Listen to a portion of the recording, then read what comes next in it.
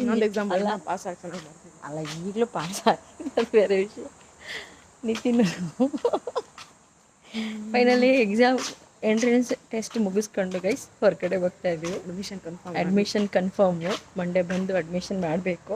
Actually ಅವ್ರ ಅಣ್ಣ ಇದ್ದಾನೆ ಅಂತ ಹೇಳ್ಬಿಟ್ಟು ಅವ್ನಿಗೆ ಅಡ್ಮಿಷನ್ ಕನ್ಫರ್ಮ್ ಆಗಿದೆ. ಯಾಕೆಂದರೆ 50ಗೆ 40 ಬರಬೇಕಿತ್ತು, ಸ್ವಲ್ಪ ಮಾರ್ಕ್ಸ್ ಕಡಿಮೆ ಬಂದಿತ್ತು. ಸೊ ಹಾಗಾಗಿ ಅಣ್ಣ ಇದ್ದಾನೆ ಅಂತ ಹೇಳಿ ತಮ್ಮನಿಗೆ ಅಡ್ಮಿಷನ್ ಕನ್ಫರ್ಮ್ ಆಗಿದೆ. ಅಣ್ಣನಿಂದ ತಮ್ಮ ಮುಂದೆ ಬಂದ. ಅಣ್ಣನಿಂದ ನಿತಿನ್ ಅವನಿಗೆ ಹೇಳಿದ್ರೆ ಅವನದು ಫುಲ್ಲು ಪ್ರೌಡ್ ಫೀಲ್ ಮಾಡ್ತಾನೆ ಜಾಸ್ತಿ. ನನ್ನಿಂದ ಅನ್ನೋದರ ಅವನು ಜಾಸ್ತಿ ಸ್ಕೋರ್ ಮಾಡಿದ್ದಾನೆ. ಸರಿ 91 ಸ್ಕೋರ್ ಮಾಡಿದ್ದಾನಲ್ಲ. ಸೊ ಹಾಗಾಗಿ ಅವನಿಂದ ಇವನಿಗೆ ಅಡ್ಮಿಷನ್. ಸೂಪರ್ ಅಲ್ಲ ಹೆಂಗೆ ಹೇಳ್ಬಿಟ್ರು ನೋಡು, ಅಣ್ಣನಿಂದ ತಮ್ಮನಿಗೆ ಅಂತ ಹೇಳ್ಬಿಟ್ಟು ಕೊಡ್ತಾರೆ.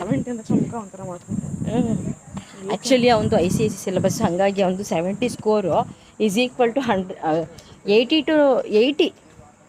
ಸ್ಟೇಟಲ್ಲಿ ICSEನಲ್ಲಿ 70 ಅಂದರೆ ಸ್ಟೇಟಿಗೆ equal to 80 to 85, nearby 90.